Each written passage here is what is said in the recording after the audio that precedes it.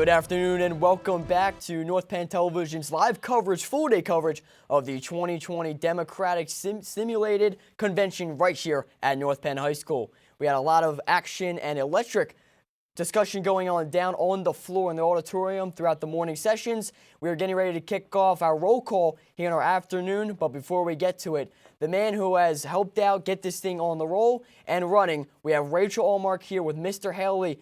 5 conventions under his belt. Here's number 6 for Mr. Haley. Thank you for joining us in the studio today. And Rachel, take it away. Thanks, Eric. So, Mr. Haley, why is this convention so important to you? I believe that civics is an extremely important thing. Learning your English and your science and all that stuff's important. It opens doors, it provides jobs. But you're going to be leaving high school, you're going to be an adult. And it's time to participate in politics. And in America, we give you the right to vote. And too many Americans don't vote. So part of this process is to take away some of the mystery over how it all works. And we try to give students a hands-on perspective of how political parties choose candidates to run for office. And specifically, in this case, choose a candidate to run for president. And I think that it's basically to encourage kids to think about issues, figure out how to evaluate candidates, and be able to make an informed choice on election day. Yep. And what about this year's convention is unique or special? Some great students helping me run it that have been involved from the beginning, that have just been doing an awesome job. And my colleagues, once again, jumping in. Okay, we'll do another convention with you in social studies. The district allowing it to happen. There's not a lot of schools that would ever even consider doing this, but North Penn's always willing to take on a big challenge. So that makes it unique because not any other school in the country does this. Mm-hmm. The other part that makes it unique is that we're in a time of very polarized politics. You know, the Trumpers versus the anti-Trumpers, the liberals versus the conservatives. There's not a lot of middle ground. So one of my hopes is that students will learn that they're living in a world in which not everyone agrees with them. They're going to hear ideas they don't agree with and maybe learn how to engage in a civil discourse about issues. Because my generation has turned it into zero-sum politics. You either win or you're a loser.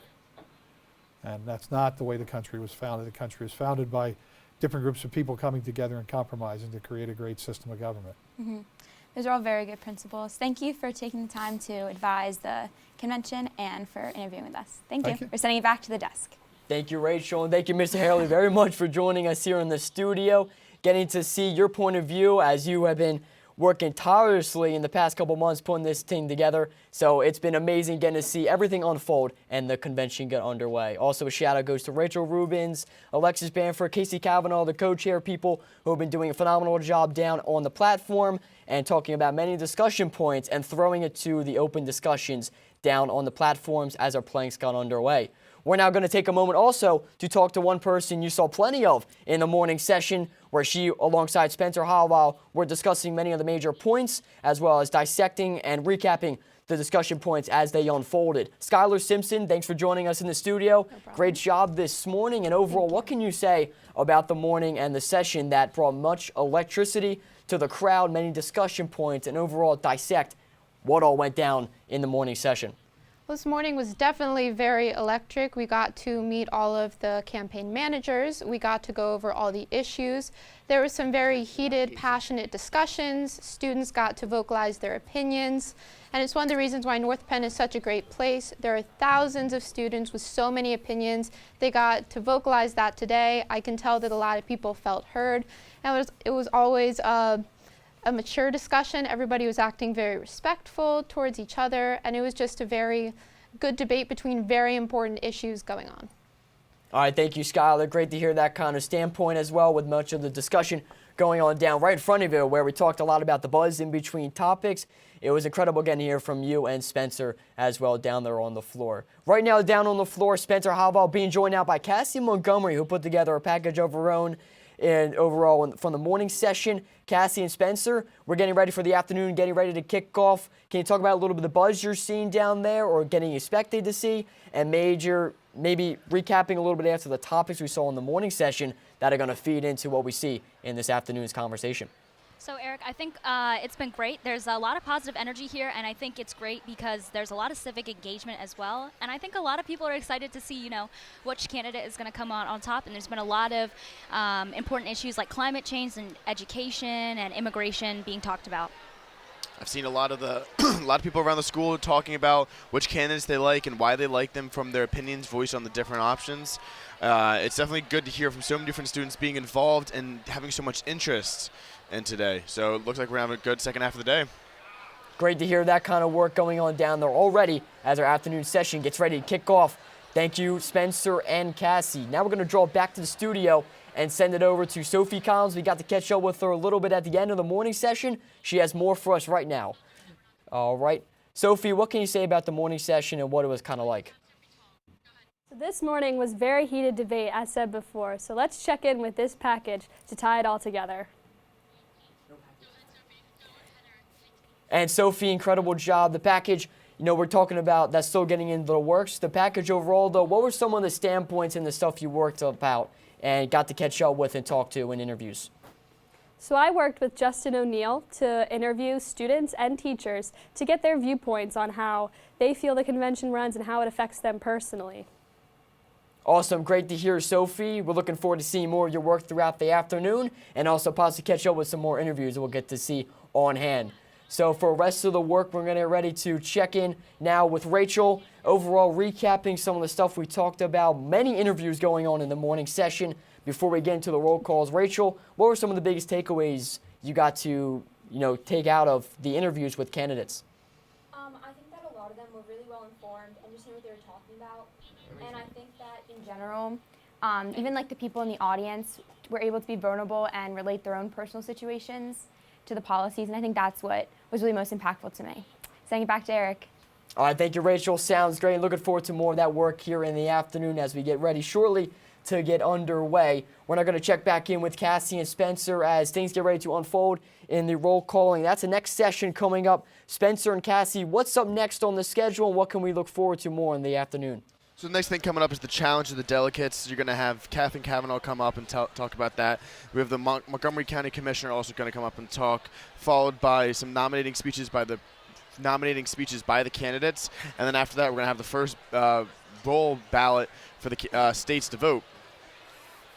And also now, as you mentioned, feeding into the fact that the campaign managers are going to get up and start to speak and kind of work in their support for candidates. What's been the importance of that? We have multiple names being listed here of campaign managers stepping up among the discussions of students and delegates. They're even supporting their own candidates and making discussions of their own in support of those candidates on major topics.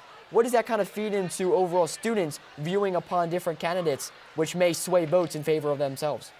I've seen a lot of candidates going around and lobbying, one-on-one with constituents, and I think it's really important because it really gives that person, a view into what's actually what the candidate's actual policies are and what their values are. So I think it's really important for that, and I've seen a lot of that going on, and a lot of people discussing candidates as well. All right, and Spencer, just before we get to Mr. Haley getting ready to talk about, after running out of here from the studio, back down to the platform to kick off our roll call. Spencer, you've been on hand for the morning session, now getting ready to feed into the afternoon. What are you most looking forward to seeing here from the students as the buzz ramped up quickly? It seemed like the more topics we talked about, the better the discussion got. Is that going to continue? Yeah, I think it is going to continue. I feel like students now they've gotten a chance to take a little break, talk about what happened. I feel like now they maybe their decisions sway side to side, maybe when they talk to some friends and, conversate with other people. So I really feel like when it comes down to voting time, it's definitely going to see some big people winning. Gotcha. Those caucuses going down in between the break, a little bit of an intermission, a chance for students to catch up with fellow students kind of behind closed doors where we weren't quite able to, catch up with them and see what they were feeling. But we're looking forward to try and catch up with more interviews and also bring more of the candidates and perhaps the campaign managers back on hand into the studio. So thank you, Spencer and Cassie. Looking forward to catch up with you and both of you guys more in a little bit. Back over to Sophie Collins once again in the studio. Sophie, you kind of running around. You weren't quite on camera a lot in the morning session, but now we're looking to work you in a little bit because you were kind of the lone man, kind of roving around, talking to a lot of the students, Mr. Haley, in fact, and even more of the campaign managers. What was the biggest thing you drew out of some of the conversations you had this morning? I think probably the biggest thing I gained was just the amount of work that all the students put into it. I got a chance to speak with some campaign managers and other speakers, and they really have been working on this since the beginning of the school year. And even just regular students that were attending the convention, even they were all interested in it. And Mr. Haley, of course, put in so much effort to really make this a great convention for all of us. So sending it back to you. All right, thank you, Sophie. We're now going to check in with Rachel Allmark once again here in the studio. And building off a little bit about what Sophie was mentioning, we're the preparation feeding into a lot of the work going into this convention today that has flourished and unfolded in front of us, and a lot of great work. Rachel, I know we've had government classes that have put a lot of time, a lot of efforts into working up research and all the fundamentals feeding into this convention. What did you see that made this such a great success in the past couple weeks? Just in government class, we've been talking about the different policies and reading up on them to be really informed when we're making our votes eventually. So I think that was really helpful, and you can just see everyone who has worked really hard for it. So yeah, I'm sending it back to you. All right, thank you, Rachel and Sophie. We'll get ready to check in with you guys plenty more in this afternoon session. And now with some buzz going on, we're going to get ready to throw it down to the stage where Mr. Haley getting ready to kick off our afternoon agenda. One more time, we're going to check in with Spencer and Cassie as they are getting to report down there and feed into what's been going on in this afternoon session so far following the caucuses and the intermissions we had. Spencer and Cassie, the biggest takeaways you saw, kind of building off of many topics. We saw a lot, and unfortunately we're running out of time with many of the topics to wrap up the morning sessions. Do you feel like that might play into a little bit of the second half where even more discussions on those major points gets underway? I feel it is going to have a lot more discussion. I feel like many students wanted to say what they wanted to say, and they didn't get the chance. Obviously, it's just time restrictions, but they really wanted to go, and it's going to come up big in the second half of the day. All right, thank you, Spencer. We'll check back in with Cassie shortly following Mr. Haley's roll call. We're now going to send it over to Mr. Haley himself as he gets ready to kick off this afternoon festivities. Take a listen. Maybe this year it'll be different. Maybe you guys will nominate the person who actually gets the Democratic nomination. Here's the way it works. It's an alphabetical roll call of the states. So each state delegation or territory has to have one person, we call them a chairperson for this delegation, that records the votes of every person in the delegation. All right, so the chairperson has to write it down. All right, you're going to come to a microphone and announce the results. Long ago, it used to have a unanimous requirement that the majority of the delegation, everybody voted with the majority. Not anymore. It is your individual personal vote. So whoever you want to vote for, that is a viable Democratic candidate, you may vote for. So we are going to hear speeches from the campaign spokespersons to give you a little bit of information about the different candidates, and then we're going to start the roll call. So your state chairs should have the vote totals already. If not, you got to quietly get them during the next 20 minutes. Okay? Is this microphone on? All right. Come on up.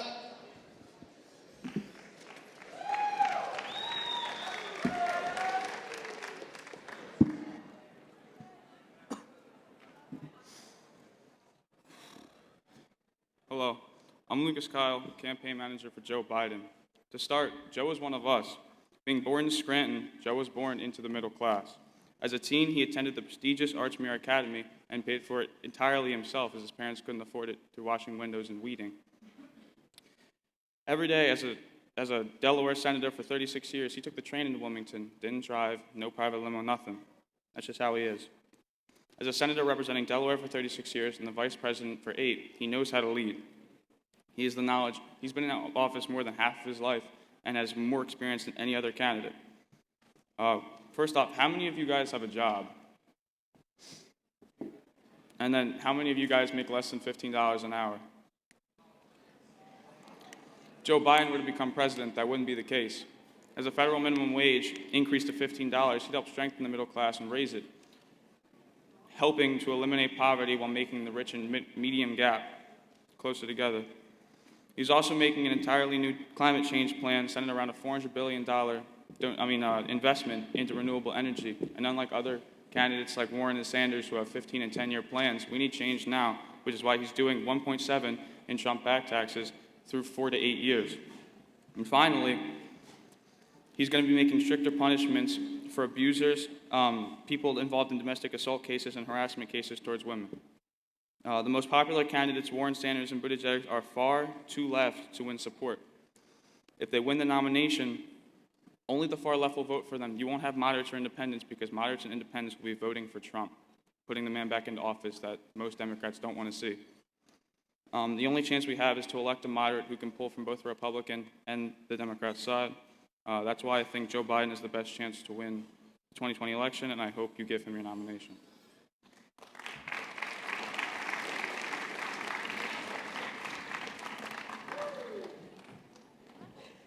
Our next candidate is up.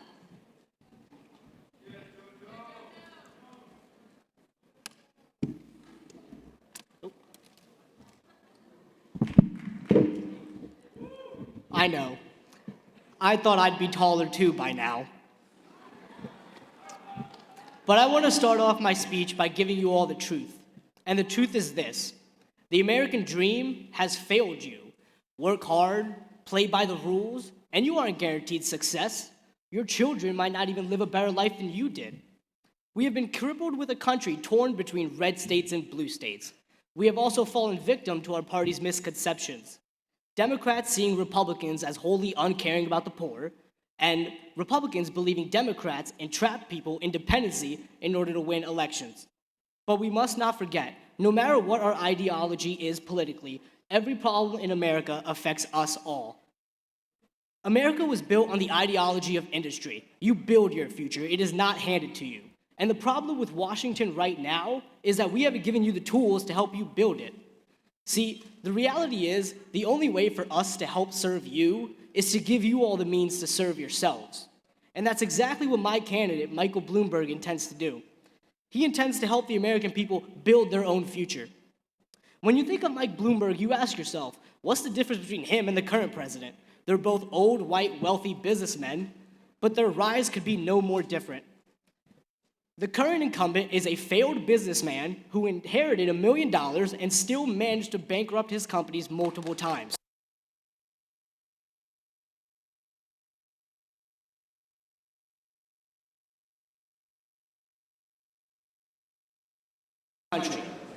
On the other hand, Michael Bloomberg grew up in a middle-class family outside of Boston. He was not born as any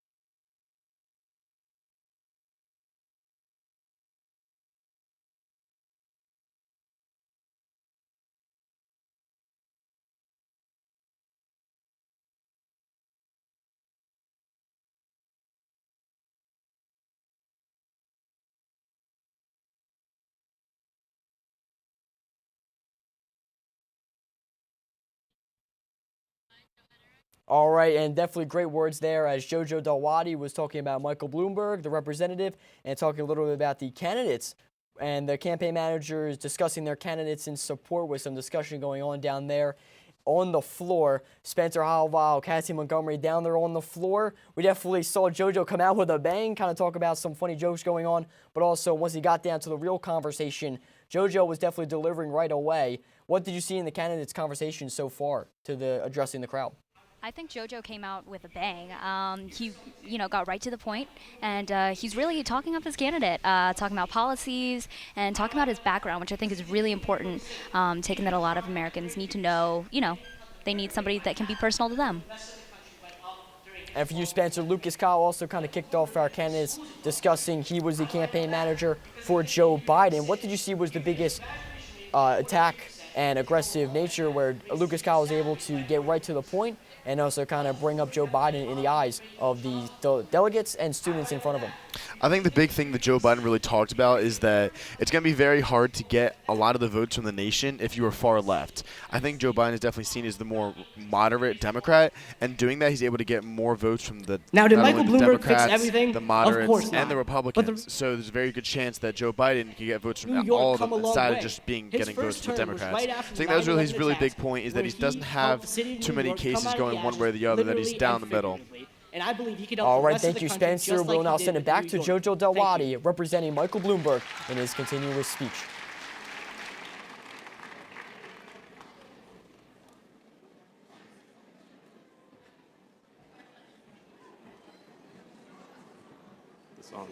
Is this on? All right. Hello, everyone. I come here today to speak to you as the campaign manager for Cory Booker. Cory Booker embodies many of the things that America needs now more than ever. In this time of great division, America needs a leader that will stand up to those who wish to divide America and not unite it. Because when America is united, we can create true progress. When united, we can make sure that America works for everybody, not just a select few. When he was mayor of Newark, Cory Booker was able to unite the people there under a common cause and common purpose. And he knows that he can do that for America. What America needs is a leader who will listen and acknowledge the problems facing the American people. Because to ignore the problems facing African American communities who face problems such as poverty and climate change, or Latino communities who are full of people who fear that they may be deported, is the definition of injustice.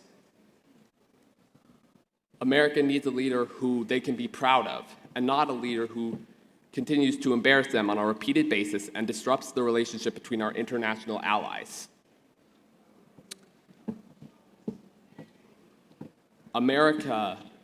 Cory Booker will make sure that America,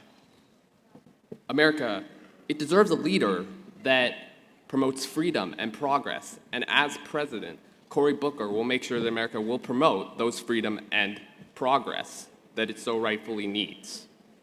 America deserves Cory Booker, the leadership that we need. Thank you.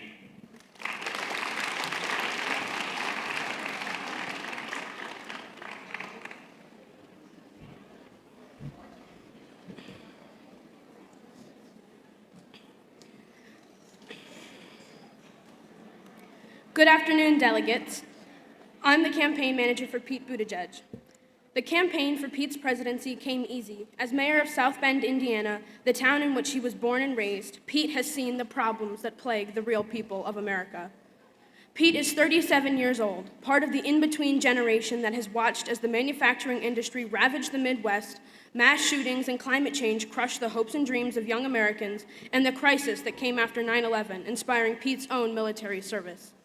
As a lieutenant in the Navy, Pete worked with people of all backgrounds to fight in Afghanistan, where he received 2 meritorious awards for his conduct.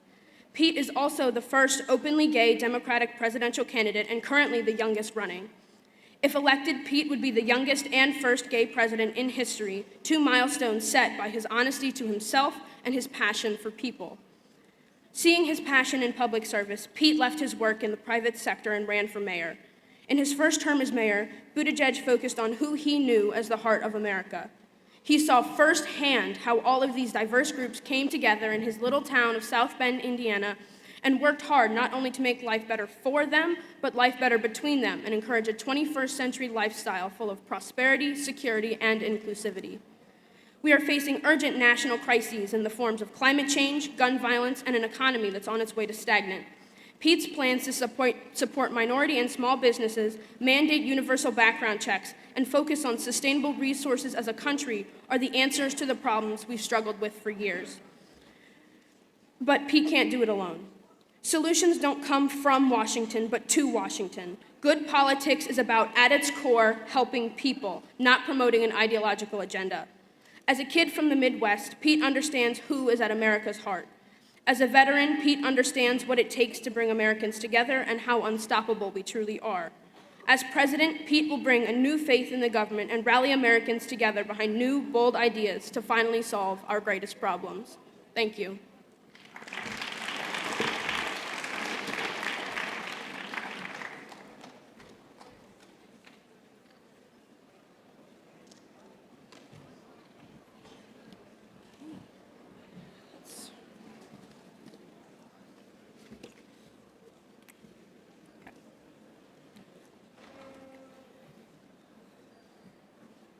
Ladies and gentlemen, good afternoon and welcome. My name is Elijah Slayton, and I'm representing Amy Klobuchar.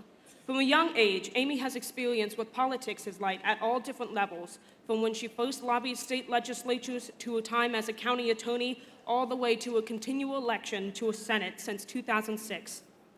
Many have called her the senator of small things, but in her career as a senator alone, she has passed over 100 bills because she listens and she acts. More importantly, though, she has seen the way people's attitudes towards politics have shifted throughout the years as politicians become corrupted by greed and power. Amy wants to re-engage the American public in politics by not only being the voice of reason, but also the mediator for both sides.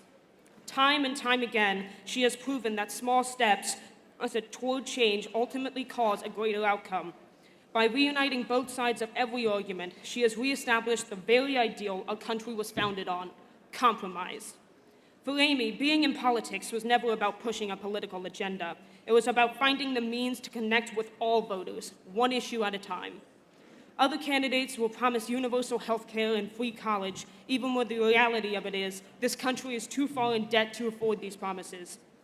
In place of these policies, Amy proposes lower interest rates for students coupled with an expansion of Pell Grants and offering Medicare and Medicaid as an alternative to employer insurance. In regards to the national deficit, she wants to cut $2.2 trillion over a 10-year period with a balanced approach. Not only does she understand our country's problems, but she also understands the realistic approaches to fix these problems. Amy Klobuchar has dreams to create a better America, but better yet, she knows how to create a better America. Thank you.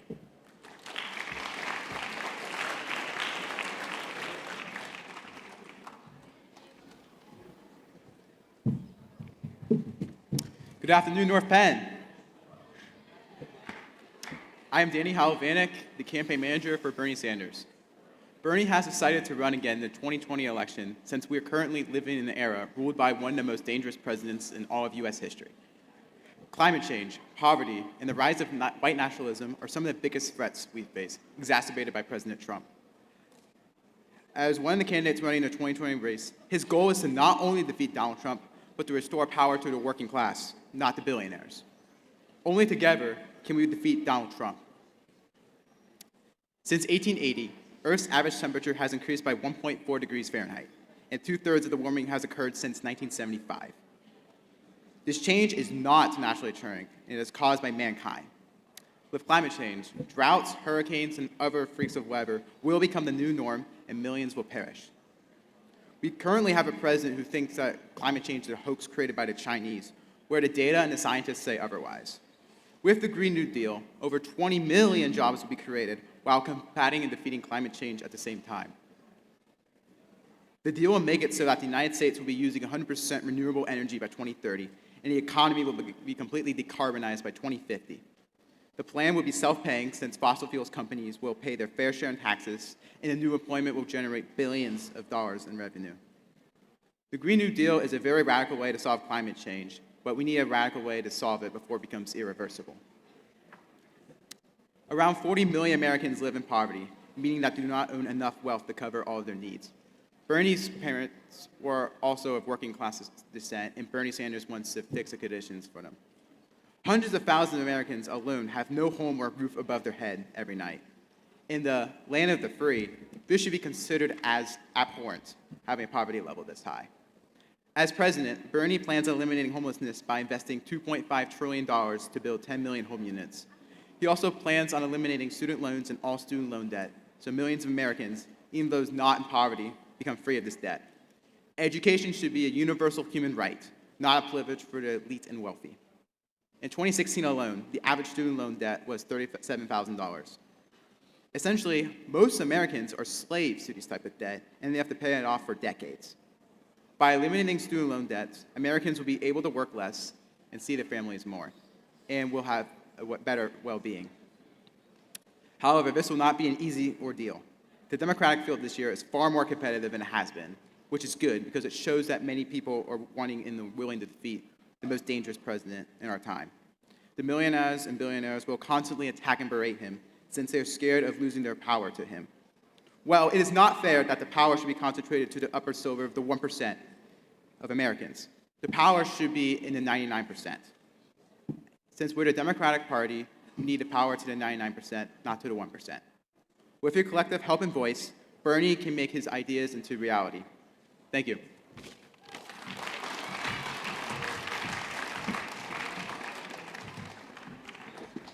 Hello, I'm Xander Mallon. I am the campaign manager for Tom Steyer. He is not a household name like Biden or Sanders, but he deserves the nomination as much as any of the others because, and this might be controversial amongst you, he is a billionaire. He is filthy rich, and he knows it.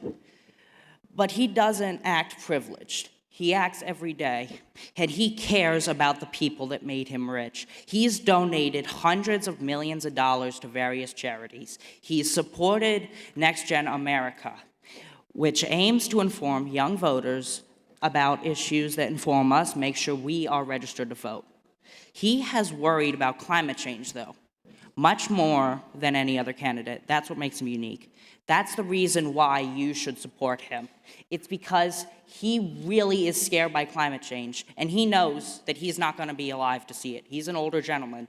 He's not going to live through climate change like we will. I am terrified. I'm going to be completely honest with you that coastal cities will flood if climate change gets worse. Like, who here likes to go to Ocean City, New Jersey, or Maryland? I mean, the water level could rise up to 70 feet. If that would happen, Ocean City, New Jersey, and Maryland are gone. That's tragic to me, and that we can prevent it. Tom Steyer cares unlike anyone else because he knows that we will inherit the earth and we will have to deal with climate change. Thank you.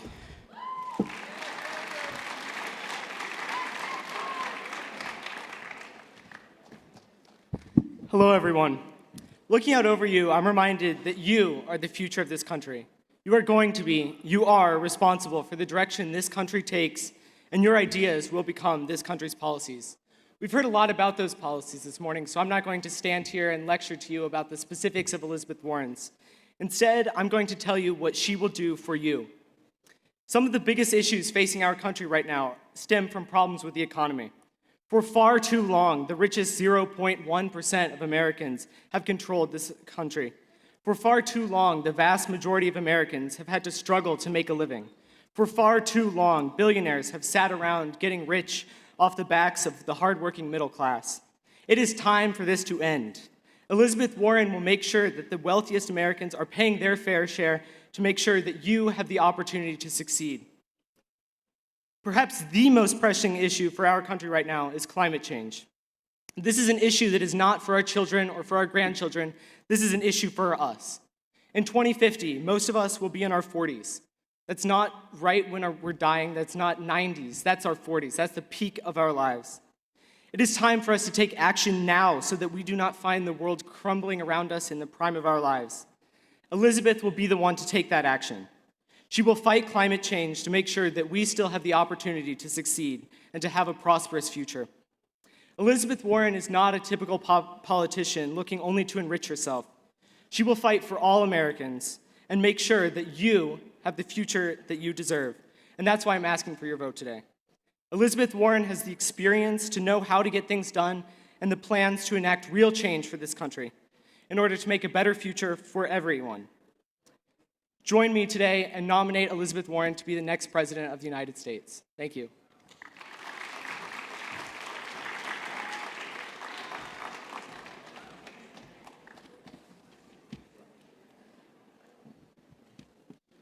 Hello. Well, my name is Brandon Vu, the campaign manager for Andrew Yang. I'm here today to ask for your support. If you had heard anything about Andrew Yang, is that there's an Asian man running for president who wants to give every adult a universal basic income of $1,000 a month. Although this may seem extreme, there is an underlying issue that many of my fellow candidates are neglecting to face. We are undergoing the fourth industrial revolution led by technology and automation. This new economy will cut millions of retail workers, truck drivers, fast food workers, and more. Many of you who have retail or fast food jobs see how hard it is to earn those wages, and may already see how technology is taking over. Modern problems require modern solutions, and Andrew Yang's proposal for a universal basic income is the solution to ease the transition of our new economy. Universal basic income is not a mainstream idea, but it's not new. It has been advocated by people like Thomas Paine to Martin Luther King Jr., and there's even a universal income right now in Alaska that gives every citizen $1,000 to $2,000 every year for oil profits. Okay, who here uses Amazon? Amazon alone is responsible for closing over 30% of stores and malls and paying $0 in taxes. It's the accountant's job at Amazon to make sure they pay as little in taxes, but it's our government's job to make sure companies like Amazon can't pay $0 in the first place. Andrew Yang's solution is to implement a value-added tax on the biggest tech giants that are the winners of this new economy. Yang calls this the tech check. This means that the American people will get a slice of every Amazon transaction, Google search, Facebook ads, self-driving truck mile, as well as others, which will create billions of revenue and help pay for a universal basic income. If the American people don't get a slice of those profits now, those big tech companies will continue to suck up resources and displace more jobs without any restrictions or regulations. You can't participate in a capitalistic society if you start at zero. Universal basic income will allow businesses and innovation to prosper, workers to find new jobs, and families to focus on their own needs. For us students going through the college process with application costs, SAT fees, and others, it would help expand our learning opportunities and reduce the financial stress of getting a secondary education. Andrew Yang's policies puts people before money and corporate interests. He sold his education company in 2011 and started a successful nonprofit organization to help small businesses across the US. During this time, he saw the economic transition and detrimental effects of automation on millions of jobs in states like Michigan, Wisconsin, Ohio, and even here in Pennsylvania. Andrew Yang recognizes the problems that no one else is seeing. He is a parent, a citizen, an entrepreneur, and a visionary to lead our country. Be a part of the revolution and join the Yang Gang. Thank you. Exceptional presentations and speeches put together from our 9 campaign managers for our candidates in their respective groups. Great job to them. And also now going to take a moment. The process of roll call is up next and what we will transition to. We're not going to check in with Cassie Montgomery and Spencer Halval down on the floor. Roll call is up next in our convention. Cassie, what is this process going to look like and what's going to happen down on the floor? Okay, so right now, the chairperson of each delegation will take a roll call, and the voter and the delegate must say present and voting. So after that, once every delegate's cast their vote, there is a motion to open debate, and then after that, the speaker will also confirm people who would like to speak. So what kind of discussions can we assume to play out? Will the students get in on the discussion part, or will it mainly be kind of the campaign managers leading in the discussion? I think you get a little bit of both. I think campaign managers will definitely voice their opinion on why theirs is better than the other campaign managers, for instance. But I think other students will get in asking questions on why they should vote for some person over the other, because it definitely here's where it counts, where you can only vote for one person, so you got to make sure you have your distinct person in mind. So I know we talked a little bit about once getting into the topics of discussion and the planks and the platforms. That's where we felt the most fun was going to be, but it looks like coming up next, this roll call is going to have the most excitement. So I'm assuming everybody in the building, as long as you guys down there on the floor, might want to sit back, grab a bag of popcorn, and enjoy this show as our candidates get underway. And the campaign managers are going to be questioned, and the topics are going to get underway. So looking forward to that. And also, just before I let you guys go, overall from the speeches you had, a lot of great work being put in. Just before we get to Mr. Haley back down on the floor, what were some of the biggest takeaways you had from those speeches? I think it shows that we have a very diverse diverse group of nominees, and it's great. There's religious diversity and racial diversity, and also I think it's also really interesting that we have so many different ideas and different people coming from the Democratic Party. I would agree on that.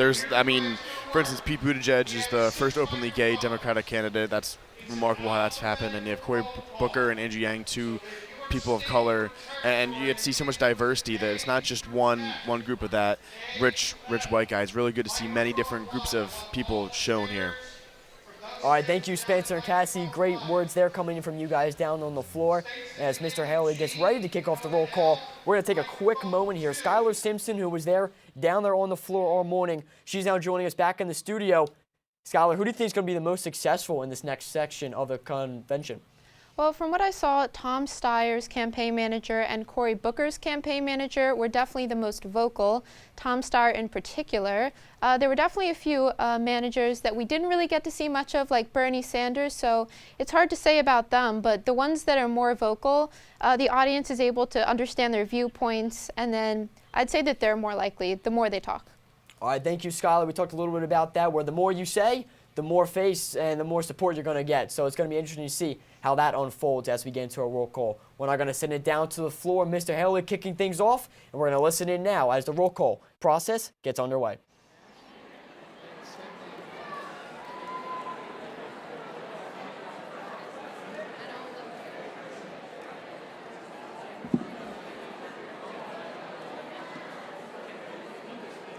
All right.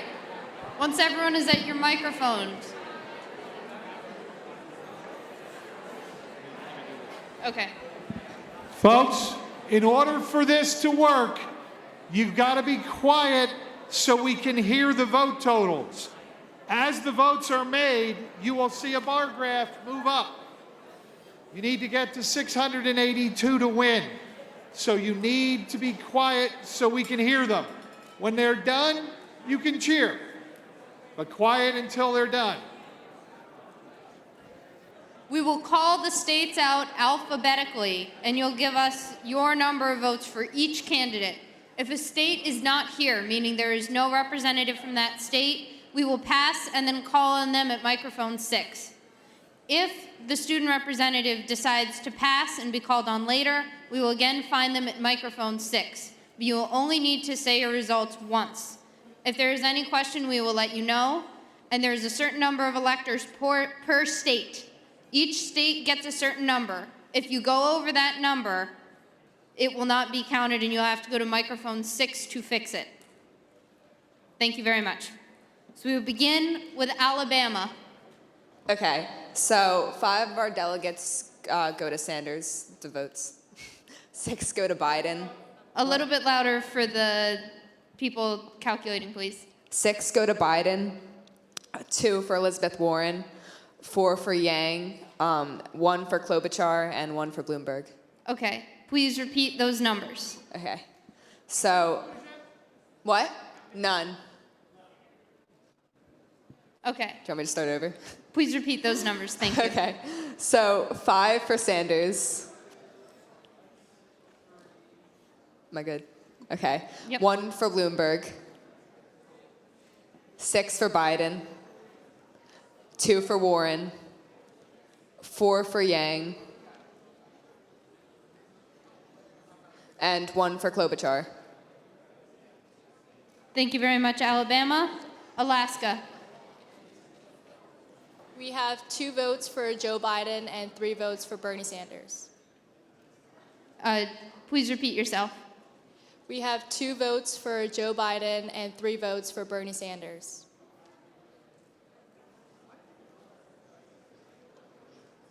Thank you very much. Are we ready for our next state? American Samoa. We have 8 votes for Bernie Sanders. There are only 6 electoral votes for American Samoa. 6 what? There are only 6 votes, so. Oh, okay, 6 votes for Sanders. Oh, okay. The states probably combined will allow it to pass. Thank you. So please repeat your numbers. 8. Oh, I'm sorry. 6 for okay. Sanders, 2 for Biden. Okay. 6 for Sanders, 2 for Biden. Yeah. Next up is Arizona. The state of Arizona would like to give all 15 of our delegates to Joe Biden. Thank you very much. 15 to Biden. You guys good? Arkansas. We, the state of Arkansas, home of Bill Clinton, Johnny Cash, and Walmart, give all of our votes to Warren. Thank you very much. That's 13 votes to Warren. Our next state, California.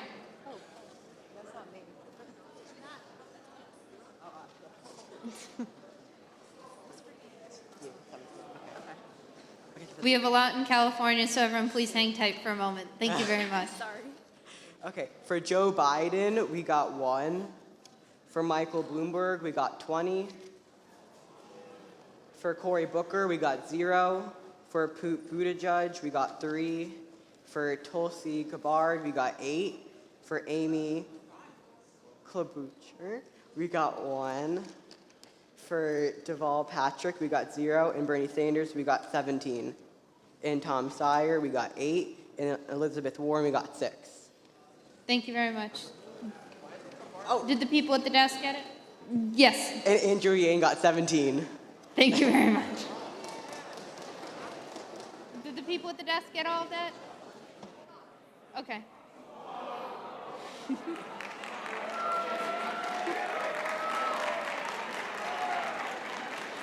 Not too sure what's going down there on the floor. I'm getting reports here. Security might be tapping in. There might be a hacking going on. Perhaps a foreign influence feeding into a hacking going on in our convention. My goodness. Lights are flickering down there. Looks like our screen is going out. Spencer and Cassie, We seem to be having a little computer difficulty. Bear with us. Hack, computer difficulty, and some people running around. We're trying to find out. Looks like security's trying to find the issue, and they might have resolved it as the lights are coming back on. The computer seems to be working, but that was really weird. I think the whole room, I can say for the whole room, what just happened?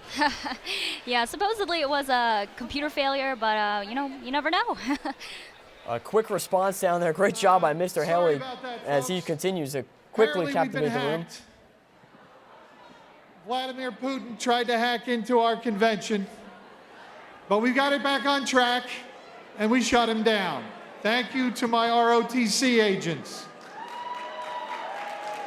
And a shout out to the ROTC agents feeding in and helping us out. A shout out to security. Once again, there is a rupture and loud noise comes from the crowd in support. Our roll call getting back underway shortly. Next state is Colorado. As we now will tune back in. Colorado up next.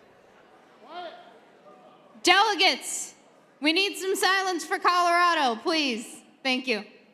The state of Colorado would like to give 11 votes to Biden and 11 to Bloomberg. Thank you very much. If you're all good? Okay. The state of Connecticut. The state of Connecticut would like to give 4 votes for Andrew Yang, 6 for Sanders, 2 for Warren, and 3 for Gabbard. Please repeat. All of it? Yes. All right. 4 for Andrew Yang, 6 for Bernie Sanders, 2 for Elizabeth Warren, 3 for Tulsi Gabbard. Yes? Tulsi. Okay. 4 for Yang. Good. Okay. We're good with Oh, is that. that it? Our next state, Delaware. The state of Delaware would like to have 5 votes for Yang, 3 votes for Buttigieg, and 2 votes for Biden. Thank you very much, Delaware. We've got that. District of Columbia. There's 8. So the District of Columbia would like 3 for Pete Buttigieg, 3 for Yang, and 2 for Bernie. Thank you very much, DC. The state of Florida. Florida has 29 votes, and they would like to go as 18 for Yang, 5 for Buttigieg, however you say it, and 6 for Bloomberg. Thank you very much. Did you guys get that down here? Okay. Moving to mic 2. We're on mic 2 now. And we're starting with Florida. We just did Florida. We're starting with Georgia.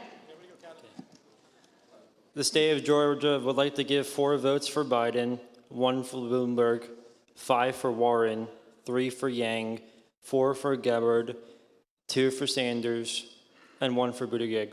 I have a feeling we're going to need you to repeat that. All right. 4 for Biden, 1 for Bloomberg, 5 for Warren, 3 for Yang, 4 for Gabbard, 2 for Sanders, and 1 for Buttigieg. All right, do we have that down at the front? I can do it again. We have all day. So 1 for Buttigieg. However you say, I have no idea. For future reference, it's pronounced Buttigieg, That's helpful, thank you. just in case, but thank you for attempting. Okay, we're good? Mr. Haley? Okay. Guam.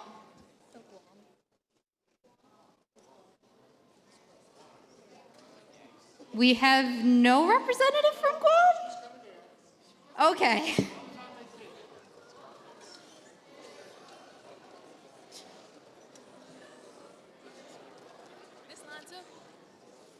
You have 6 votes, and you 6 can for cast them Sanders. however your 6 for Yang. delegation did for Guam. 6 for Yang. Pardon? Guam votes 6 for Yang. The mic isn't working, sorry. Mic 2 on. Is mic 2 on? Guam votes 6 for Yang. Thank you very much.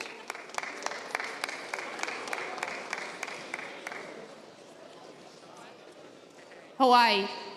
The great state of Hawaii proudly casts 2 votes for Andrew Yang, 2 votes for Pete Buttigieg, and 3 votes for Elizabeth Warren. Thank you very much, Hawaii. Do we have that at the desk? Okay, we're good.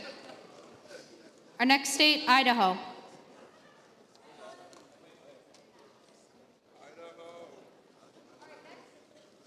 It looks like we're missing Idaho, so we will skip them and get them back at mic 6. We will skip Idaho and get them back at mic 6. Thank you. Illinois.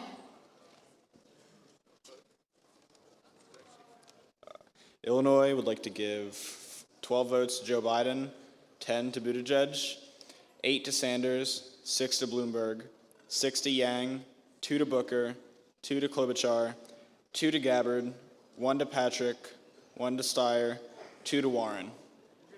Yeah. We're going to need that again. Thank you. 12 to Biden, 10 to Buttigieg, 8 to Sanders, 6 to Bloomberg, 6 to Yang, 2 to Booker, 2 to Klobuchar, 2 to Gabbard, 1 to Patrick, 1 to Steyer, 2 to Warren. Thank you very much. I think we have that at the desk. Our next state, Indiana. The state of Indiana would like to cast 12 votes for Buttigieg, 1 vote for Sanders, 2 votes for Bloomberg, and 1 vote for Warren. Thank you very much. Do we have that at the desk? Just confirming. I think that we're good. Good. Okay. And happy birthday, Mary. The next state is Iowa. The small state of Iowa cast 2 votes for Biden, 5 for Yang, and 2 for Buttigieg. Okay. 2. Thank you very much. And we have that at the desk. Our next state is Kansas. The state of Kansas would like to give all our votes to Andrew Yang. Okay, so the state of Kansas gives 13 votes to Andrew Yang.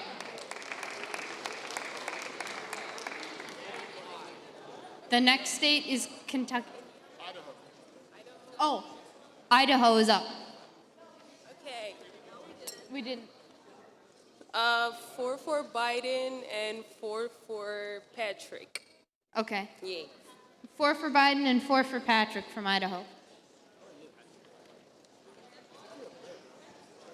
Our next state is Kentucky. On behalf of the hot state of Kentucky, we give 10 votes for Biden, 5 votes for Yang. Thank you very much. 10 for Biden and 5 for Yang from Kentucky. And Louisiana. The state of Louisiana will give 3 votes to Biden, 3 votes to Sanders, 3 votes to Warren, and 6 votes to Yang. We're going to need that again, please. All right, 3 votes to Biden, 3 votes to Sanders, 3 votes to Warren, and 6 votes to Yang. Thank you very much. Do we have that at the desk? All right, I think it's good. So on mic 3, we are now on mic 3. We're going to Maine. Maine gives 4 votes to Biden and 3 votes to Yang. That was quick. Thank you very much. And Maryland. Maryland gives 3 Oh, wait, votes. sorry. Question at the desk. Okay, sorry, thank you. Maryland gives 3 votes to Biden, 1 vote to Sanders, 3 votes to Gabbard, 4 votes to Buttigieg, 5 to Patrick, 1 to Warren, 2 to Bloomberg, 2 to Booker, 3 to Yang, and 1 to Steyer. Would you please be able to slow that down so that our recorders can get them? Sure thing. 3 for Biden, 1 for Sanders, 3 for Gabbard, 4 for Buttigieg, 5 for Patrick, 1 for Warren, 2 for Bloomberg, 2 for Booker, 3 for Yang, 1 for Steyer. Steyer. Dude, I don't know why Just for future reference, Tulsi Gabbard and Pete Buttigieg, just in case the pronunciation trips anyone else up. It can be rough, but hang in there. All right, our next state is Massachusetts. Okay, the state of Massachusetts gives 3 to Sanders, 2 to Biden, 6 to Yang, 15 to Warren, and 1 to Bloomberg. Yeah. Thank you very much. The state of Michigan. We, the state of Michigan, give. Pause. Okay.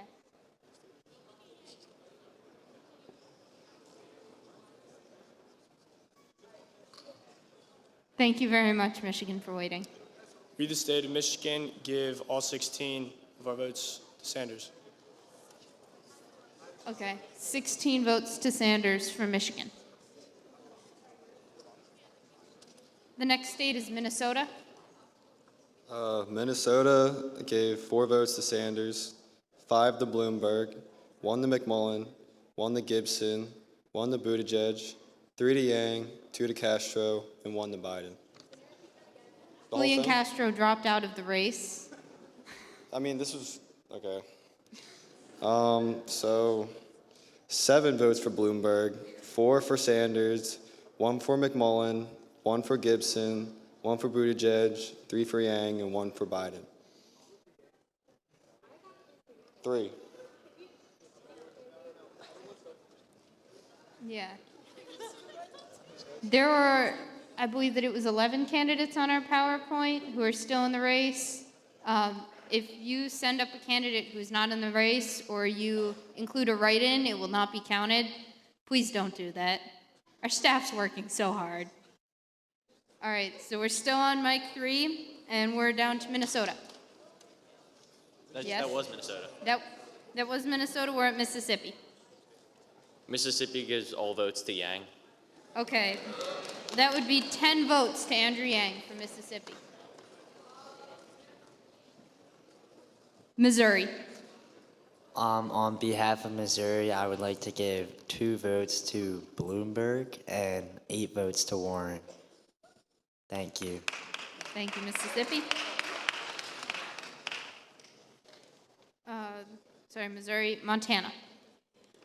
Montana would like to give 3 votes to Steyer, 2 votes for Biden, 2 votes for Yang, and 2 votes for Bloomberg.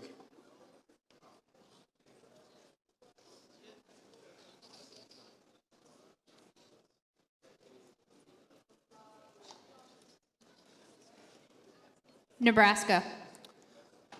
On behalf of Nebraska, we would like to give all 10 of our votes to Pete Buttigieg. Thank you. Thank you. Nevada. Nevada would like to give our votes to 3 votes Bernie Sanders, 3 votes Joe Biden, 1 vote Michael Bloomberg, 4 votes Cory Booker, and 4 votes Pete Buttigieg. We are now moving on to mic 4. We're going to be using mic 4, and we're starting with New Hampshire. New Hampshire votes 1 vote for Warren, 3 votes for Yang, 1 vote for Booker, and 1 vote for Bloomsburg. Thank you very much. Next state, New Jersey. New Jersey would like to elect 13 to Biden and 1 to Steyer. Okay, 13 for Biden, 1 Steyer. New Mexico. Hi, I'm Max. Pretty sure it's 10 for New Mexico. Wait, what am I saying? Your state is New Mexico. Yeah, my state's New Mexico. Mr. Brumbaugh, what's the thing? I told you this was gonna happen. You have 11 votes. I like to cast 11 votes. For who? I don't know. What are the names? Warren. For Warren, I think. I don't know. 11 votes for Warren? Yeah. Okay, 11 votes for Warren. New York. New York would give 6 votes to Biden, 3 to Bloomberg, 5 to Buttigieg, 3 to Gabbard, 14 to Sanders, 6 to Warren, and 13 for Yang. Do we have that up at the front?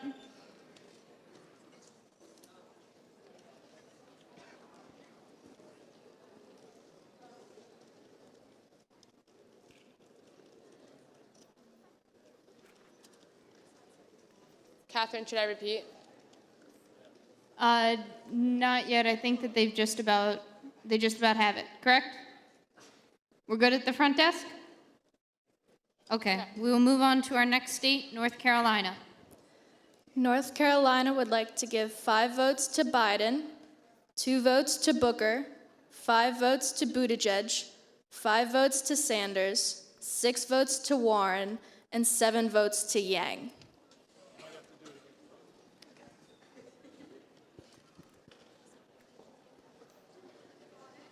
Okay, our next state, North Dakota. North Dakota would like to give 3 votes to Sanders. Okay. Just a repeat of that, North Dakota. Did you say 8 votes to Sanders? All votes. Oh, all votes. Okay, that would be 9 votes to Sanders. All right, Mike 4, Northern Mariana Islands.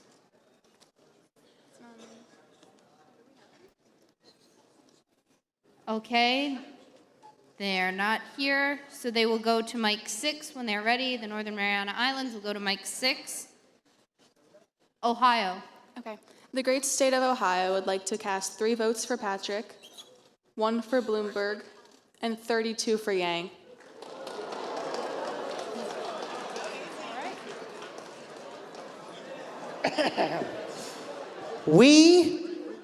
Our next delegation is Oklahoma. We, the state of Oklahoma, distribute 7 votes for Warren and 3 votes for Klobuchar. Klobuchar. Yes. 3 votes for Klobuchar.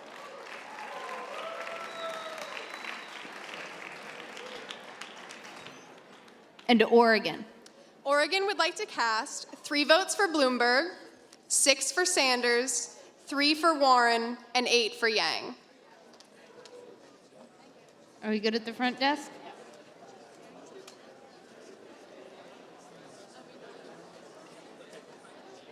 Once everything is completed, we will now be moving to mic number 5. Mic 5, our first state on mic 5 is Pennsylvania.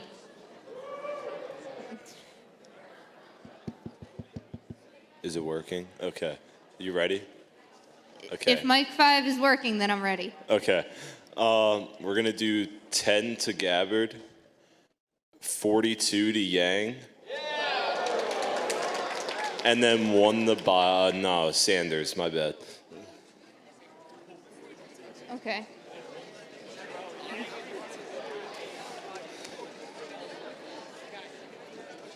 Our next state, well, territory, Puerto Rico.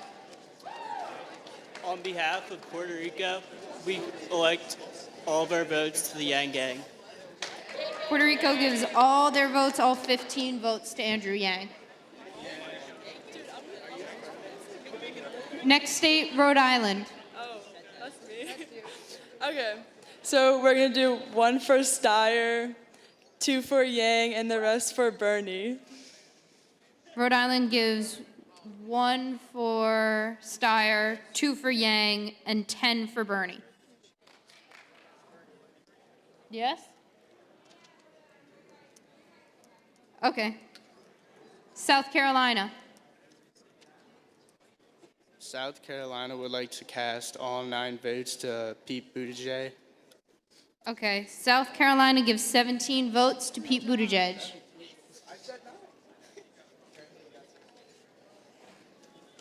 South Dakota. South Dakota votes unanimously for Bernie Sanders. I don't know how many votes we have.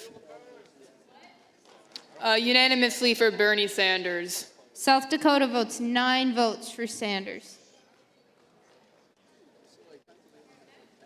Our next state, Tennessee. Woo! Tennessee would like to give 7 votes to Yang, 2 for Sanders, 1 for Buttigieg. 3 for Biden, 3 for Bloomberg, and 1 for Warren. We may need you to repeat that, please.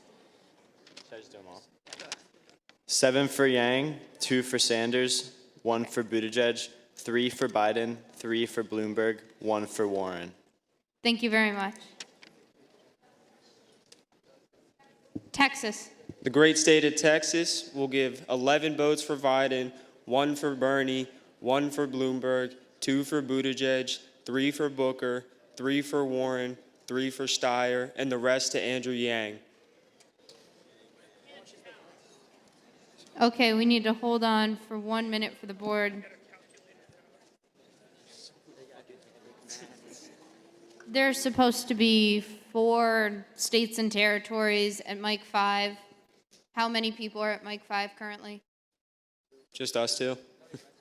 Oh, great. I don't know, man. These are just the states that showed up. Which states are you to? Texas and then... And Utah. We already got Texas. Okay, so we got Texas, and so the U.S. Virgin Islands, Vermont, and Virginia all have not been represented. If you choose to be represented, please go to mic 6 or to mic 5 ASAP, please.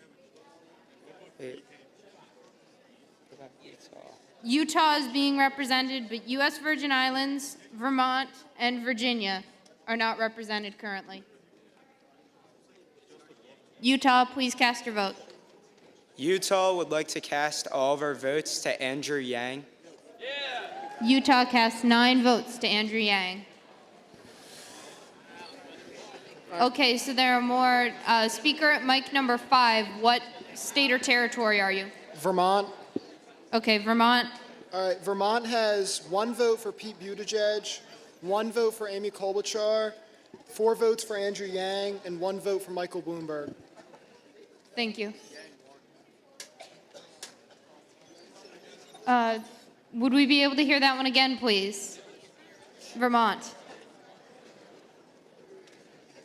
Thank you, Vermont.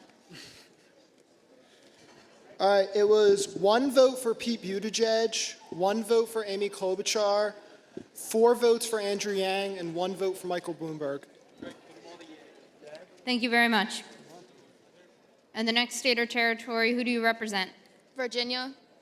Okay, Virginia, please cast your vote. Virginia has 1 vote for Cory Booker, 5 votes for Bernie Sanders, 13 for Tulsi Gabbard, 2 for Pete Buttigieg, 1 for Joe Biden, and 1 for Deval Patrick. Please repeat your votes. 1 for Cory Booker, 5 for Bernie Sanders, 13 for Tulsi Gabbard, 2 for Pete Buttigieg, 1 for Joe Biden, and 1 for Deval Patrick.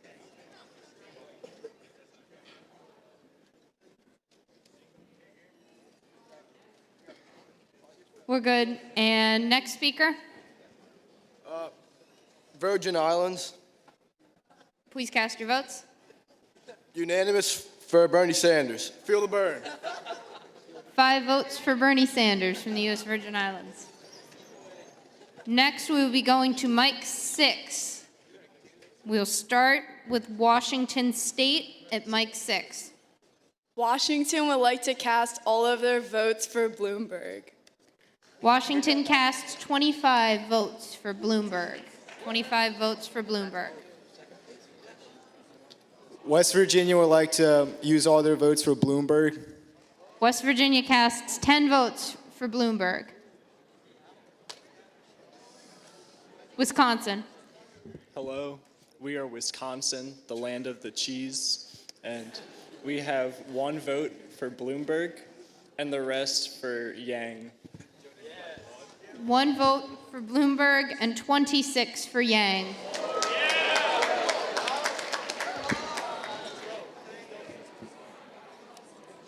And Wyoming. Wyoming will unanimously cast all 9 votes for Andrew Yang. Okay. Wyoming has 11 votes.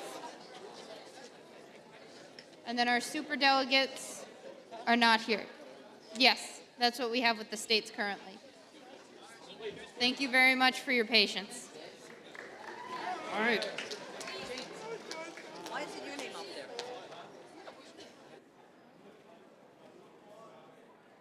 All right, and a great look into the first round of roll call here in our afternoon festivities of our 2020 Democratic Simulated Convention. We're back here in the studio following the roll call, which brought and gave us an idea of the support we found throughout the day. The morning sessions are out of the way, and now our afternoon is underway, and the voting was ramping up. And we talk about looking over, 13 total states giving unanimous voting, meaning all their votes to a specific candidate. And taking the majority would be Andrew Yang, the far front runner, and he's got Ohio with 32 total votes, Wisconsin with 26 total votes, and bringing in the biggest haul on the day would be 42 votes picked up from Pennsylvania. Andrew Yang well far ahead, the front runner in our election process so far here in the 2020 Democratic Simulated Convention. We're now going to draw back to the studio here and get ready to send it to our studio. But real quick, we're going to check in with Cassie Montgomery and Spencer Halval down on the floor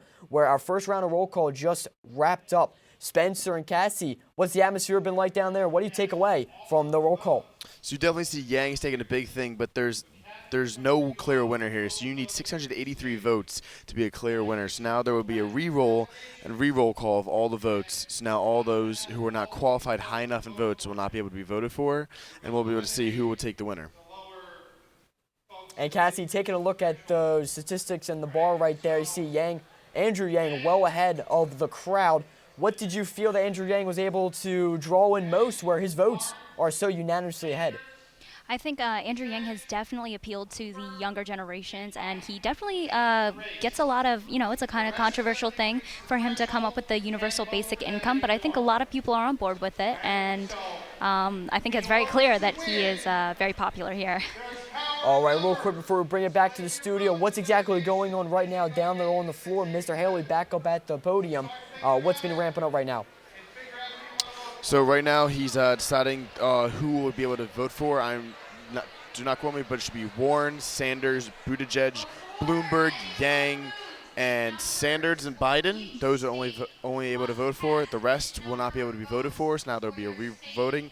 You will now get into your state. They will determine what delegates will vote for which candidates, and then there'll be another roll call. See who hopefully gets to the number 683.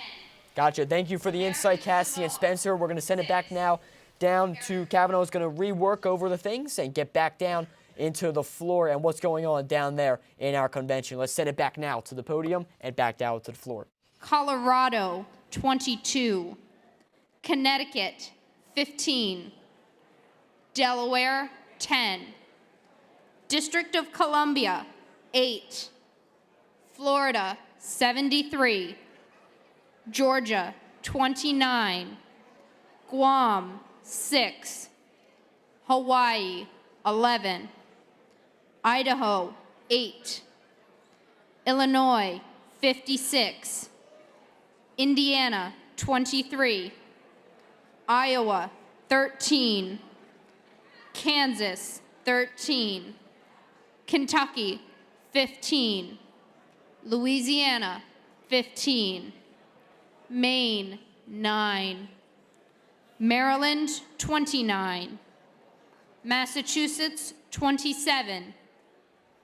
Okay, drawing it real quick back to the studio, sending it back to Spencer and Cassie, giving us great insight to the roll call in the round. Who do you feel are the front runners, but also Spencer and Cassie, who are the final candidates people are going to be able to vote for here?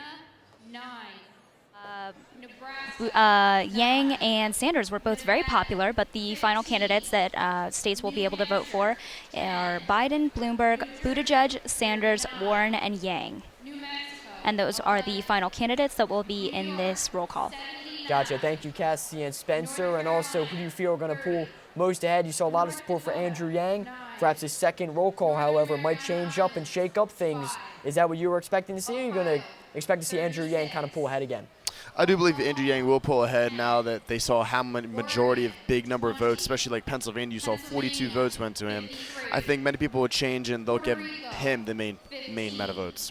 Gotcha. Thank you, Spencer and Cassie. Appreciate you working things down there on the floor as those votes continue to get reworked and looked over. We're now going to take a chance to look once again here with Skylar Simpson back in the studio, where we kind of talked a little bit about who you felt was going to be the most ahead at the beginning of this roll call. And now with it kind of out of the way and the voting coming in, Skylar, Andrew Yang seems to be the main guy and the front runner. Are you expecting things to be shaken up here as the second round of voting gets underway?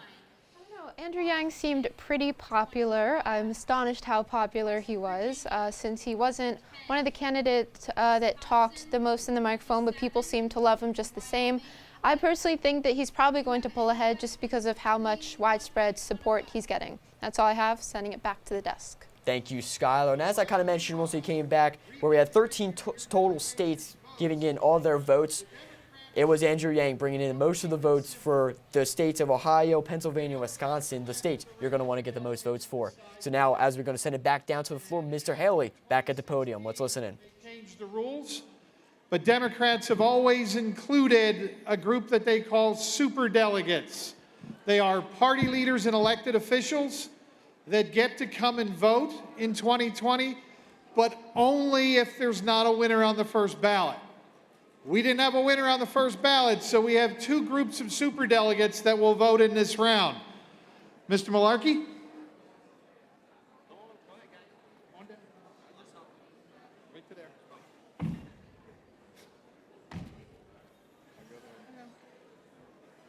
The superdelegates vote for. Yeah. The Democrat superdelegates award Bernie Sanders, 22 delegates. Joe Biden, 12 delegates. Andrew Yang, 9 delegates. Elizabeth Warren, 4 delegates. Yeah. All right. There you go. Thank you much. Here, let me put that. All right.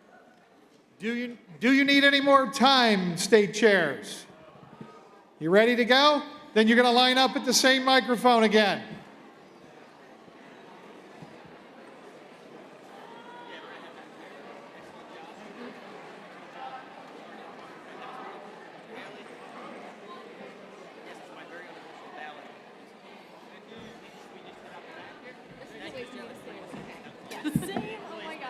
Do we need a paper? Or like a pencil? No, I think we're just kind of calling it. Just keep our finger on it. Okay. Yeah. Yeah. Right. Wait. Okay. Okay. Mic 1. Mic 1. Yeah, Oh, A through O.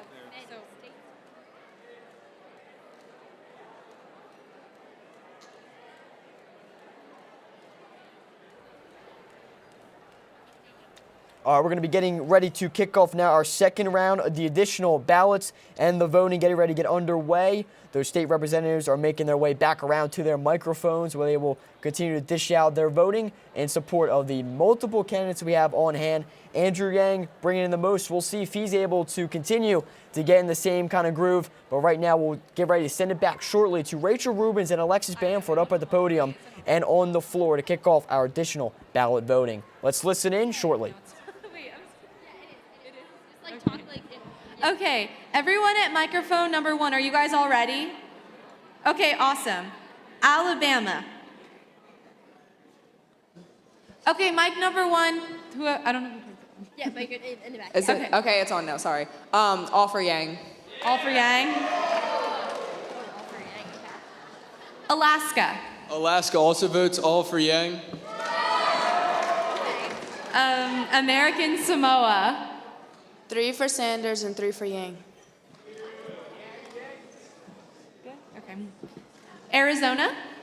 We would like to give 12 to Joe Biden and 10 to Yang. Okay, Arkansas. The delegates of Arkansas would like to give 13 to Warren. Okay, wait, give me one sec. Okay, give us one moment.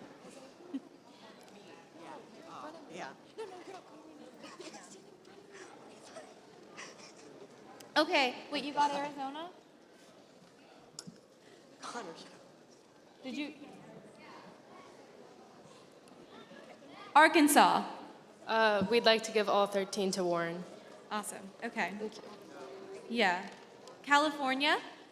California would like to give 1 for Biden, 19 to Sanders, 13 to Bloomberg, and then 40 for Yang.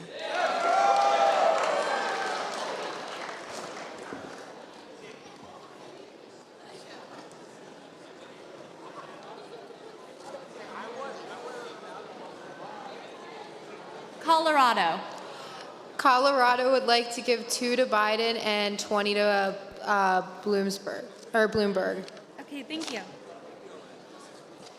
Connecticut. Oh, sorry. Good. Connecticut. The state of Connecticut would like to give 5 for Biden and 10 for Yang.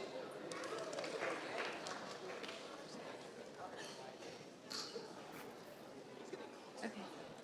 Okay. Did I say Connecticut? Yeah. Connecticut? Oh wait, did we already do Connecticut? Yeah, that was. Are you Delaware? Yeah. Okay, Delaware. The state of Delaware would like to give all of their votes to Andrew Yang.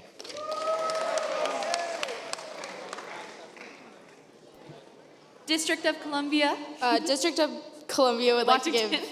2 to Buttigieg, 1 to Elizabeth Warren, and 5 to Andrew Yang. Thank you. Florida. Can Florida get 73 for Andrew Yang? 73. Oh wait, now your turn. Your turn. Wait.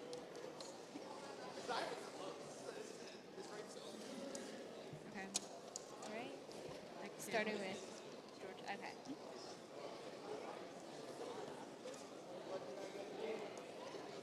All right, Georgia. Can we please have mic 2 on? Thank you. Okay. Georgia will give 1 vote to Buttigieg, 1 for Bloomberg, 4 for Biden, 2 for Sanders, 5 for Warren, and finally, 16 for the Yang Gang.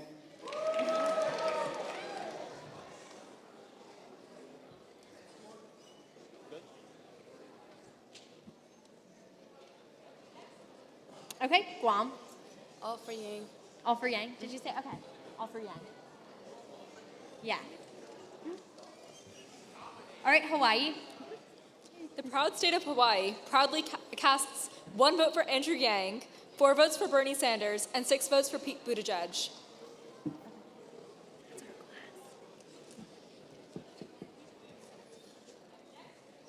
All right, Idaho. Idaho. Okay, all A for Bernie. Biden. Yeah. Biden. Okay. All 8 for Biden. All right, Illinois. Illinois wants to give all votes to Andrew Yang. Indiana. The state of Indiana would like to cast 1 vote to Bloomberg, 1 vote to Warren, 1 vote to Sanders, and 21 votes to Buttigieg. Okay, thank you. Oh, we're redoing this.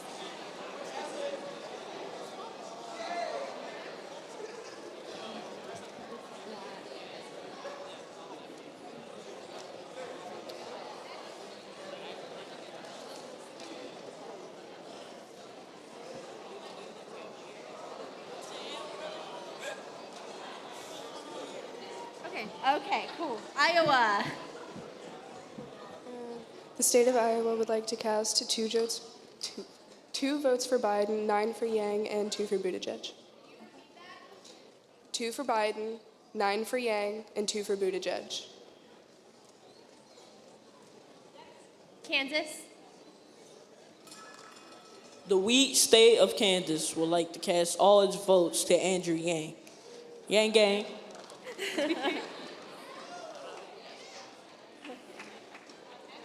All right, Kentucky.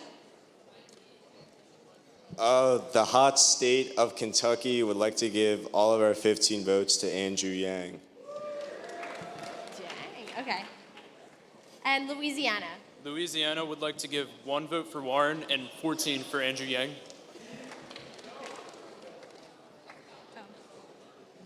Okay. Can we turn microphone 3 on? Okay. Maine. Maine would like to cast all votes for Yang.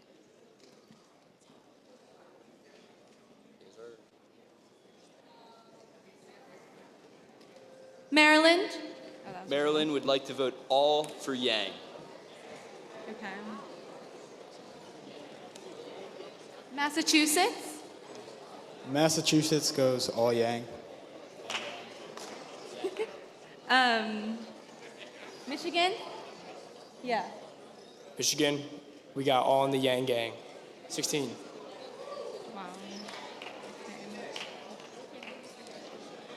Good.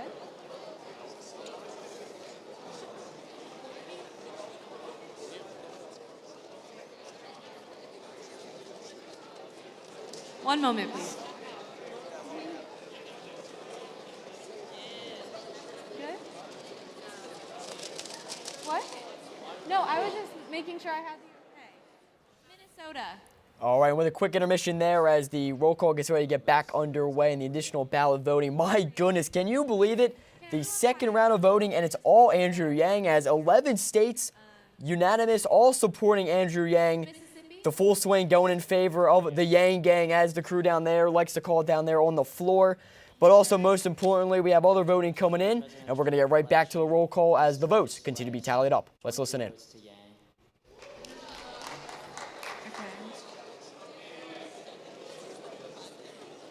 Okay, Montana. Montana goes all Yang. Shocker. Okay, Nebraska. Nebraska sends all 9 votes to Yang. Okay. Nevada. Nevada gives all 15 votes to Buttigieg. Okay. What mic? Okay, wait, that was. Oh, Nevada. Okay, cool. New Hampshire. Oh, wait, turn the mic on. Which mic? Okay. 4. 4? Okay, can you please turn mic 4 on? Thank you so much. Okay, New Hampshire. New Hampshire gives all votes to Yang. New Jersey. New Jersey gives all votes to the Yang gang. New Mexico. All votes to Sanders. Sanders? Okay. Yep.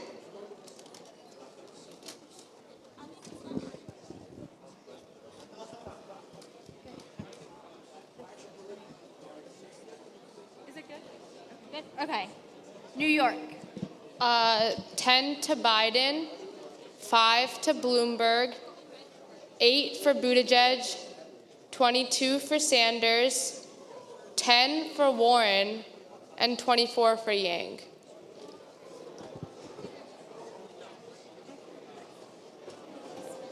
North Carolina.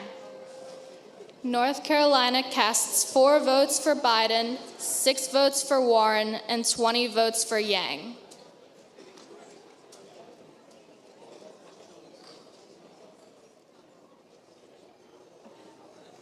All right, North Dakota. North Dakota would like to give all the votes to Yang. Northern Mariana Islands. Do we not have? No, okay. Okay. Ohio. Ohio would like to vote all Yang.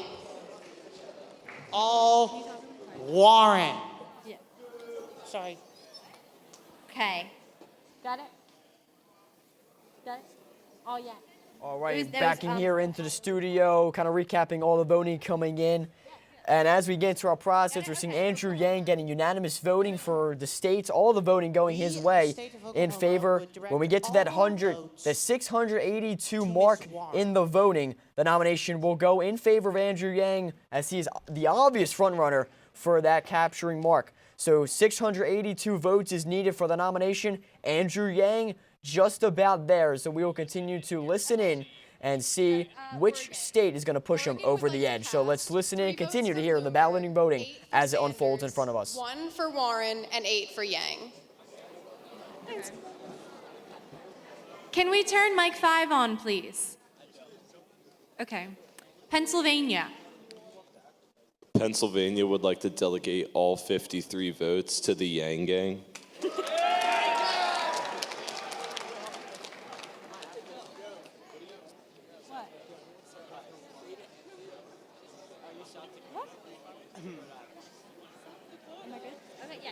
Puerto Rico. We'd once again like to give all of our votes to the Yang Gang. Can you speak up, please? We'd like to give all our votes to the Yang Gang. Okay, all to Yang. All to Yang. You gotta say it. Okay, next. Say it. Excuse me. Rhode Island. We want all for Yang. All for Yang. Okay. South Carolina. South Carolina votes all for Yang. South Dakota. We give all of our votes to Bernie Sanders. Okay. What are you gonna do? Kill me? Okay, was that on South Dakota? Yeah. Okay, Tennessee. All for Yang. Texas. All right, I'm going to end it all right here. Texas will give all 74 for Andrew Yang. We're still gonna keep voting, so. Yeah. Okay, U.S. Virgin Islands. Oh, do we not have one? Oh, okay. Sorry about that. All right, looks like a wash, but we're still giving all our votes to Bernie Sanders, baby. Okie dokie. Utah. This election has been a result of a systematic yang bang. So I'm just going to end it here and give all our votes to Yang. Thank you for that. Wait, what did I say? Vermont? Yeah. Vermont. The Yang Gang in Vermont gives all our votes to Andrew Yang. Andrew Yang. All to Andrew Yang. Shocking. Virginia. Virginia gives 1 vote to Biden and 28 to Yang. Awesome. Okay, did you get that? Okay. Your turn. Okay. Could we please turn on mic 6? Thank you. Okay. Washington. Washington would like to give all of their votes to Yang. West Virginia, all votes for Yang. Thanks. Yeah, okay. Wisconsin. Wait, hold on a sec. Got it? Okay, sorry, go ahead. Wisconsin, all votes for Yang. There is also a basketball game tonight at 7:30. What? I don't know what he said. Okay. Skip to the next one. Wait, that was Wisconsin, so Wyoming, right? Yeah. Wyoming? Wyoming casts all 11 votes for Andrew Yang. Oh, yeah, that's Okay, cool. All right. The super delegates.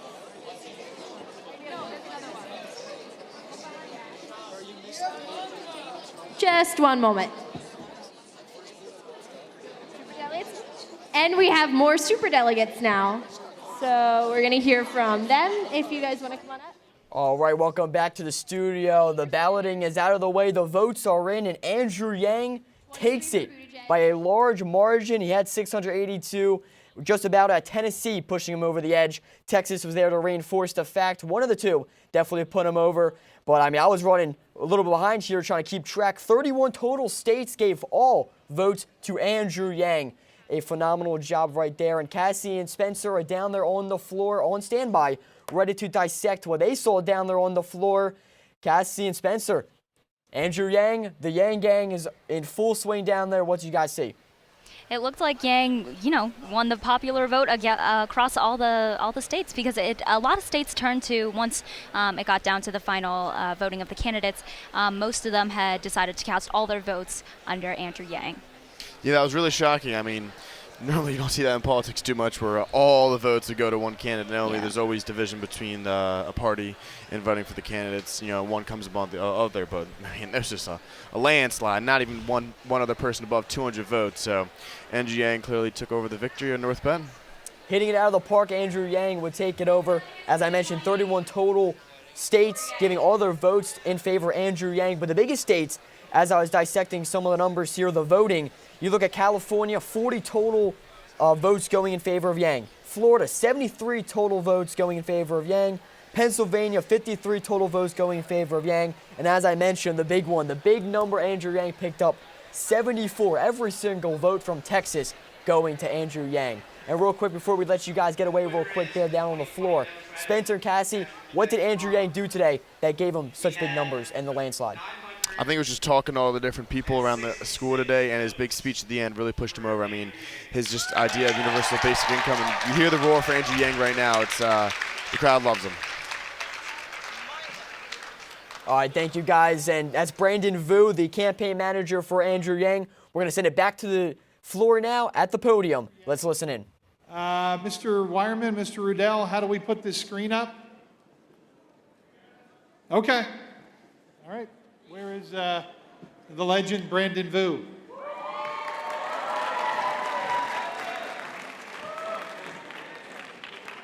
Because we want to raise the screen? Yeah. They said they got it, but I don't see them. Okay. You can hand out one? Here, hand one to me.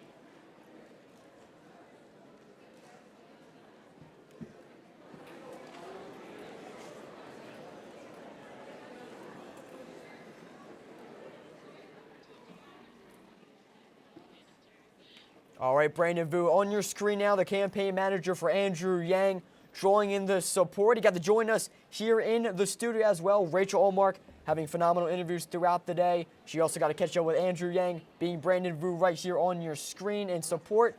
And my goodness, as we mentioned, a landslide in favor. The Yang gang was loud, especially throughout the wrapping up of the ballot voting. It seemed like all states were in favor of Andrew Yang taking over. In just a few moments, he'll take the podium and commencing his final words following a phenomenal speech. Brandon Vu drawing in as a campaign manager for Andrew Yang. And real quick, just before he begins, Rachel Allmark, you got to catch up with him throughout the day. What did you feel Andrew Yang, being now Brandon Vu on the screen now, was able to bring the most support in favor of the delegates and students voting on him? I think that he was really able to rally support from the crowd with his Yang gang message at the end of the speech. So I think that really set him over the edge. So yeah, sending it back to the desk. All right, thank you, Rachel. We'll now send it to Brandon Vu at the podium. I would like to thank North Penn High School and the committee for organizing this outstanding event. Let's give them a round of applause.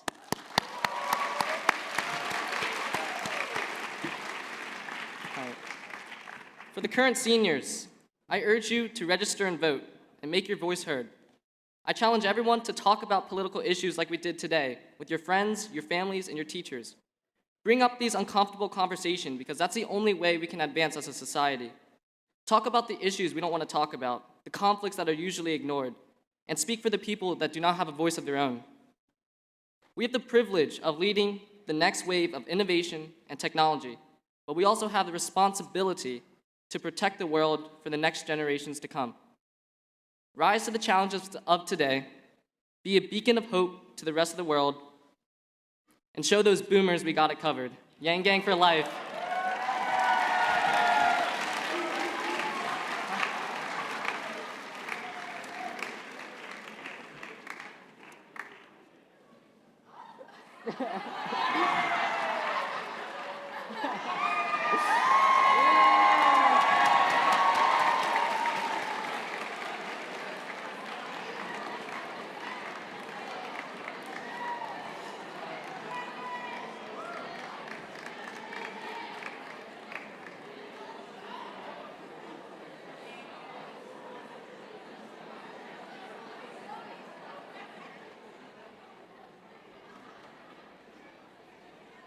All right, great words there from Brendan Vu, and getting into a little bit of a recap and the final speech there provided by Brendan Vu, the campaign manager for Andrew Yang, taking the unanimous vote here in the 2020 Democratic Simulation Convention here at North Penn High School. Let's check in with Spencer Halval and Cassie Montgomery one more time for the energy going down on the floor.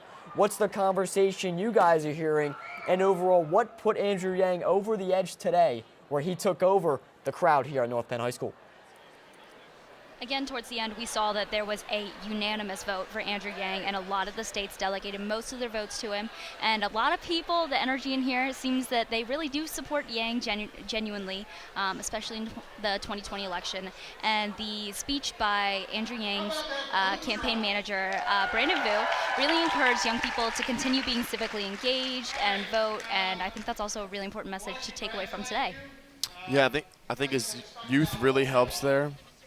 And, you know, I mean, young voters like to vote for younger people, not just like the older people, as Yang said, the boomers. So we'll send it back to Eric. All right, thank you, Spencer and Cassie. We'll send it back to Mr. Haley running this whole operation here in the convention. Let's listen in. Lead this country into the next generation, possibly. Here's the deal, folks. You got a chance to engage in politics today. You're going to graduate from high school. You're going to go off to college. You're going to get a job. You're going to raise a family. Please understand that it is your civic responsibility to be informed, to be active. And I'm not saying you got to run for office, but active means being an informed voter. My generation's done. We did some great things. We've done some interesting things. We're done. We're going to pass the torch to you. And it's going to be your responsibility to deal with climate change, immigration, civil rights, electoral reform. It's going to be your country to lead, all right? You don't have to run for office, but you have to want to choose the people that will run this country. How many of you are satisfied with the way it's being run right now? How many of you are not satisfied with the way it's being run right now? So you could choose to be unsatisfied and sit on the sidelines and be apathetic, or you could choose to lead us in a new generation. I hope you do. My kids are a senior in high school and a sophomore in college, so I hope they've got something to run. All right, we are done. We're not dismissing from here yet. If anybody would like to come to a microphone and talk about an issue, we didn't have a lot of time. I will lead you through that. You don't have to if you don't want to. You can sit and relax. But here's the thing. There's a lot of paper. All right, great words there from Mr. Haley running this whole operation in the convention here in 2020. A phenomenal job. His 6th convention now under his belt. We'll now get ready to send it over to Sophie Collins with a little bit of a recap of our morning segment. Sophie, what do you have for us today? All right, so let's take a look at the package we've all been waiting for to wrap up this convention. Every 4 years, North Penn High School holds a simulated convention to represent the upcoming presidential election. It's a North Penn tradition that dates back to 1976, and it's really important that students learn all those other things, the science, the math, the English, the technology stuff, because that's going to open doors for them. But when they leave here, they're going to be an adult. and they have a responsibility to be an active participant in politics. And today the students get to be the voice on issues and the voice on who the candidate should be. That's why it's important. Completely. But on a more moderate level, a lot of people just want to make it a lot harder to get. But think about this. It's nice for students because normally we just sit in class and we learn about it, but we don't get to apply it. So in the convention, we get to apply what we're learning and experience it. Hundreds of students of all 3 grades gathered in the auditorium to discuss many political issues that face our country today. I want students to really become engaged in the issues in politics and walk out of here ready to participate. And every time we've done this, after the convention for weeks and months, I hear kids in the hallways talking about politics. And that makes me feel wonderful. Reporting for North Penn News, I'm Sophie Collins. Congratulations to all the candidates, and especially Andrew Yang, Brandon Vu, sending it back to the desk. Thank you, Sophie. Phenomenal job on the package and the ability to recap everything that went on, especially throughout the morning when we saw much of our discussions and the students and delegates getting in on this convention, able to tiptoe a little bit in the conversations and the topics that overall flourished into where we found the voting supporting in favor of Andrew Yang in the 2020 Democratic Simulation Convention. We're also now going to check in with Skylar Simpson, who did a phenomenal job as well this morning, checking in with much of the news reporting. Both Sophie and Skylar going hand in hand. What did you guys see from this morning, and overall wrapping up now in this convention? Love the most about this day. Honestly, this morning was incredible to witness. When I was there in the auditorium, I was able to see everybody from North Penn coming together to talk about issues that they clearly really cared about. There were so many different viewpoints that we got to hear. Everyone was able to have a mature, respectful debate of sorts regarding different issues, and then we were able to vote for our winner, Andrew Yang. I feel the same as Skylar. It was just a great energy in the auditorium. It was great to be a part of this, as it is only every 4 years. So sending it back to you, Eric. Thank you, Sophie and Skylar. Phenomenal job today, and it definitely was great working alongside you guys. So Skylar Simpson and Sophie Collins, correspondents, helping out our North Penn television coverage today. We're also going to check with another correspondent right now in the studio, Rachel Allmark, doing the most here with the research and the homework, picking up on the candidates. Rachel Allmark, what was the day like for you where we were able to talk to many campaign managers and get more of an idea of our candidates? I was overall really impressed with all their knowledge on their political candidate, and it was really exciting to see all the students voice their opinions in front of the entire school practically. And yeah, that's all I have. It was a great day. Sending it back to the desk, Eric. Thank you, Rachel. Once again, thank you for helping us out with North Penn Television and the coverage with picking up a lot of the interviews, catching up with Mr. Haley and many more, a part of this amazing convention day on this Friday afternoon. We're also now going to check in with the people who were doing a phenomenal job reporting in and right in the hub of our conversations going down there on the floor in the auditorium, Spencer Halball and Cassie Montgomery. Great job to you guys as well. And overall, what do you take out of this day now as we conclude things in this afternoon? I think that, again, these simulated conventions are really important to make sure that students become and stay civically engaged and show that your vote really does matter. And, you know, maybe convince them to run for office someday, which I think would be great. Yeah. Yeah, I thought it was a great time. It was a real pleasure to be down here in front of the hub and with all the students down here. It was great to see all the environment and the energy in the room. And it's really good for a lot of these students to get informed about how our political process works, and hopefully it'll cause more voters to vote in the upcoming election. All right, before we let you guys go, we want to definitely hear from you. What do you feel was most beneficial about a process like this, a convention where many people might not know the difference between, voting or just kind of standing in the background, kind of in the shadows of voting, and maybe not even knowing who Andrew Yang was, and now standing up there, Yang Gang, in support. What do you think this process helped out, not only as we prepare to be adults in our future, but also the youth right now in voting? I think that there is really a disconnect between, what the impression is on how government works and how it actually does work.